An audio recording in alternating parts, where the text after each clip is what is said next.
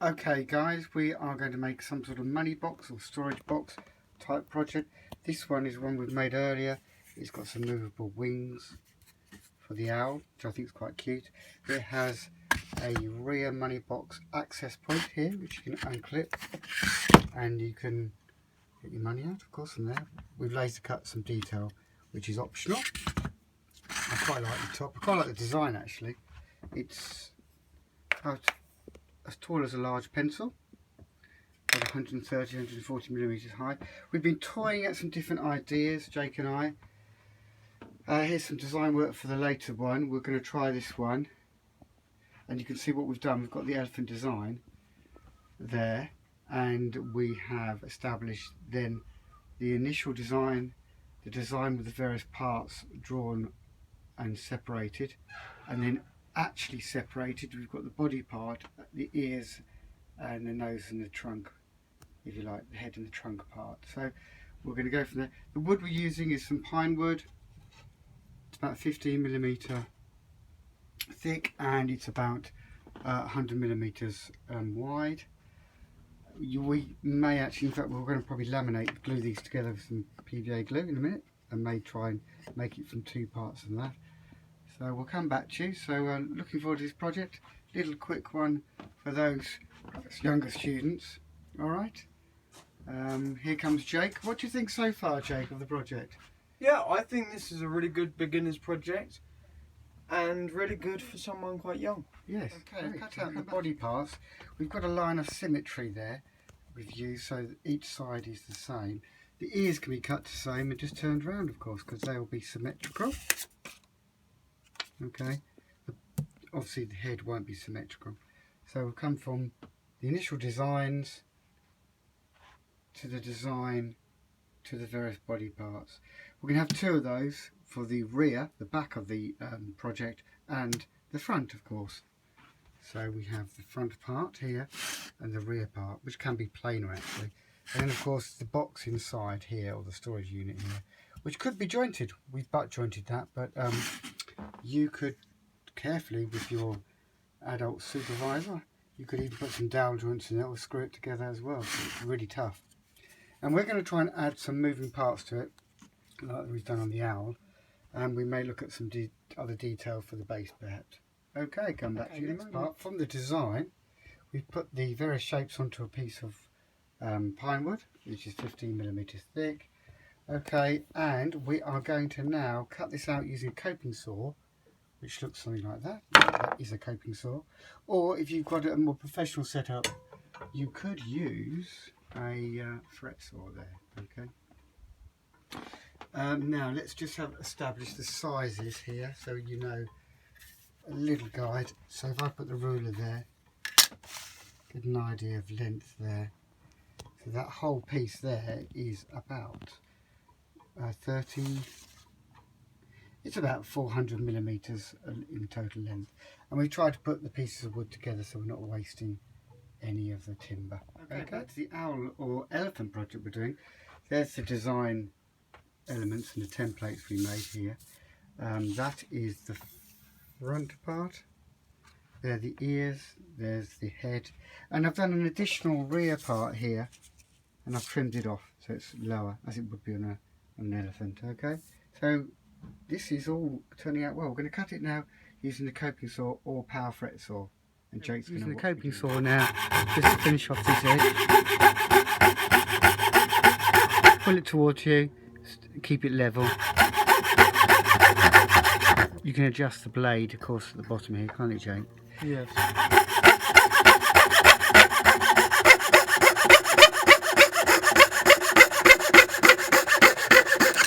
There you go, that's that part. And Jake, if you show the viewers the other parts we've made, how else do you think we could get these neater? What could we use? Maybe fold them down roughly and then start sanding them so they're smooth. So there's two types of file. I'm going to place this one in the vise and use the half round file. If it vibrates too much and makes too much noise, lower it in the vise. You could use a rasp, Which is a very coarse file. but that causes a lot of tear out. You can do, and you use a rat tail. You get this edge nice and neat. Use a very combination of all files.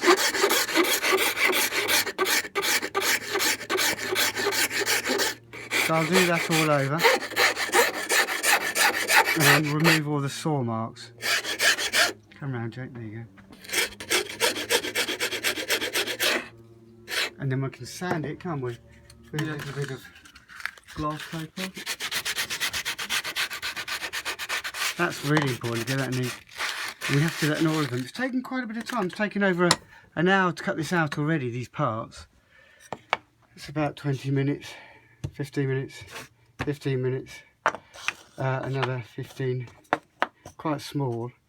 And keep the grain going in the strength direction, if you like. Which is up. Yeah, going up. If you have the grain going that way, it will just snap at that point. So the grain, you can see the grain there, the lines, has to be in the direction where the timber's most strong. Oh, I've just got to cut that out there, look. That can be, I'll just quickly do that.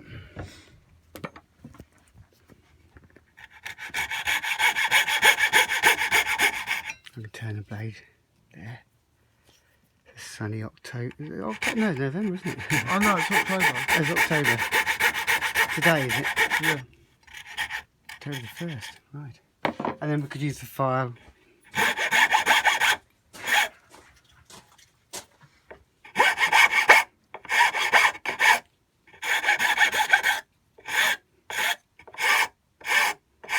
Okay. Come back to that. Well, it's actually quite a lot of work to get it really smooth.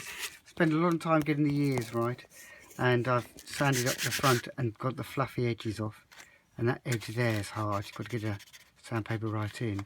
I've also used, Jake, the block plane, this little device here, block plane, to smooth up the edges for the box. And I'll just quickly show you, and it can be used to take off little bits of timber.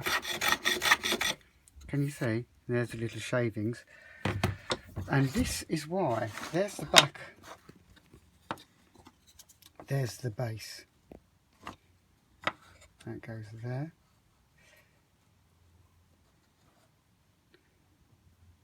There, and this is the front. Obviously it's not glued yet. This is the head. And these are the ears. So can you see it follows my templates I've made here? And they, which I'm not sure about the ears. They look a bit.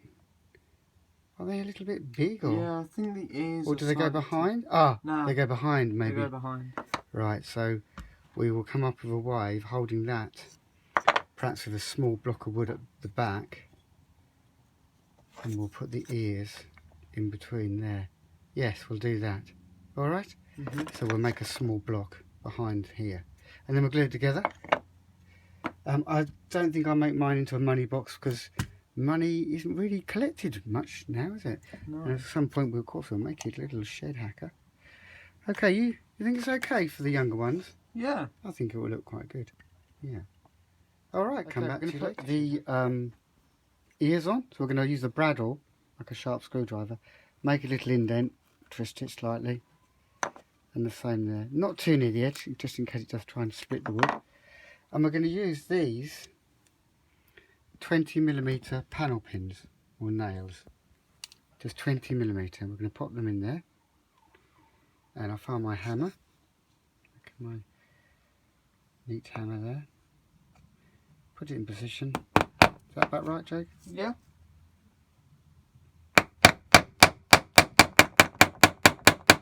One, and the other one symmetrical on the other side. I think that's about right. Hammering's, you've got to have a nice surface to hammer on. I say nice, a solid surface, a bench. Tap it in, it doesn't have to go all the way in, and you'll realise why. So that's the reverse. Ready? That's how it goes, and they can turn, can't they? They can pivot. That's another word. Okay, so this is how it goes together, the assembly part. Okay, the putting together part. So we've very carefully made the box sides. Now, a small student or a child can do this with some supervision, but making a box is actually quite hard to get right, so cut everything really precisely. Can you see? And the size of my box in this case is 100 and just under 130 millimeters. Okay, and it is 50, 51, 52 high. You can make yours slightly different. And it has to fit, can you see, Jake, on the top, and it has to be square. And you can use a little mini tri-square to get it square. And we'll glue this all together neatly later on. A mini tri-square, another little device, and the bradawl. And then the top piece, the front part, choose the nicer side. I think that one there, that is placed very carefully there. Okay, it's all very carefully done. The cutting out takes time, guys, I warn you. This is just a piece of rectangular timber, pine wood, and it's 60mm by 25, and I've just chamfered off those sharp edges with a file. That could be turned around now. I'm going to place that there, and we're going to glue that down later.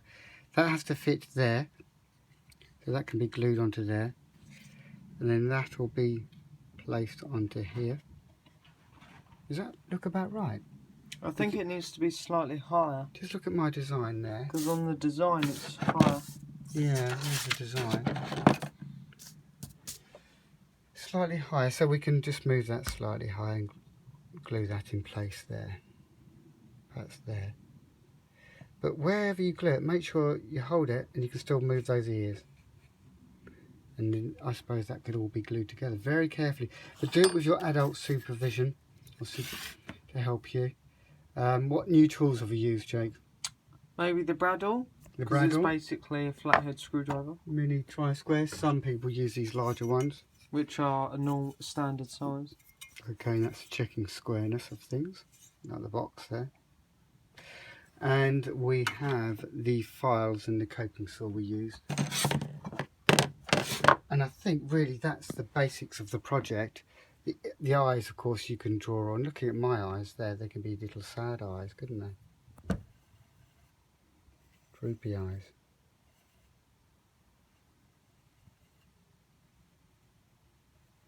Yeah. You like that, Jake? Yeah. It's not finished yet, but the gluing, we'll get it glued and then we'll show the viewers the finished piece. Somebody made a dog there, Jake. It's gone wrong. Yeah, Never mind, the jigsaw. blade wasn't cooperating. Yeah, never mind. Okay, right, come back to you with a finished piece. Together now. Yes, I am, Jake. I've nailed those points in there for the head of the elephant. I'm going to put a bead of glue down, not too much glue. A lot of students and a lot of our viewers say they have a problem with getting the gluing right. Often it's where they put too much glue on, so a little bit of glue there. I've glued in here carefully, and I've checked it square with my mini tri-square. Yeah, isn't that cute? I put a little block in there to keep it square at the top. That isn't glued in, that will come out. Then I'll show you how little glue you need. This is all you need. There. And you can just use your hand just to put a few dabs down it. On the end grain, you can see the grain's going up. Often needs a little bit more glue because the glue is soaked into the grain more easily. That's the nicer side, I think. Okay, and that has to be put on very carefully so it's in line. Cool, look at that. I thought it was dead on. And there. A little bit of pressure. I'm just going to take that off again. There. Make sure the box is not showing there at the side. I think I've done that right. Yeah. Perfecto. Looks right. And then that will go on there. So we'll put that bit of glue on there. Not much. quite high, you say, don't you, there?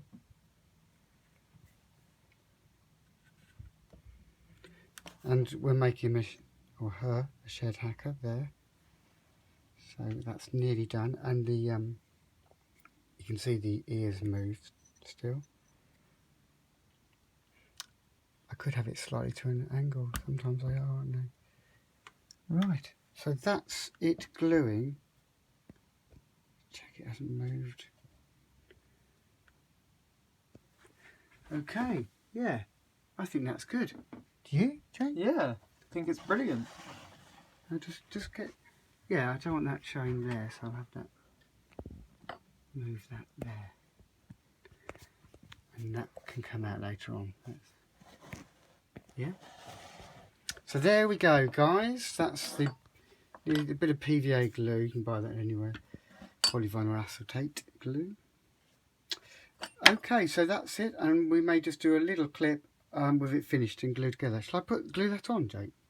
Yeah, it is glued together though, so why would we do another No, video? with a shed hack.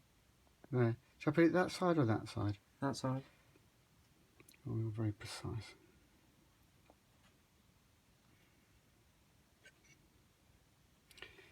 Good, so we've got another version. We haven't sanded it up, and there you go. Okay, I'm really pleased with it. Thank you.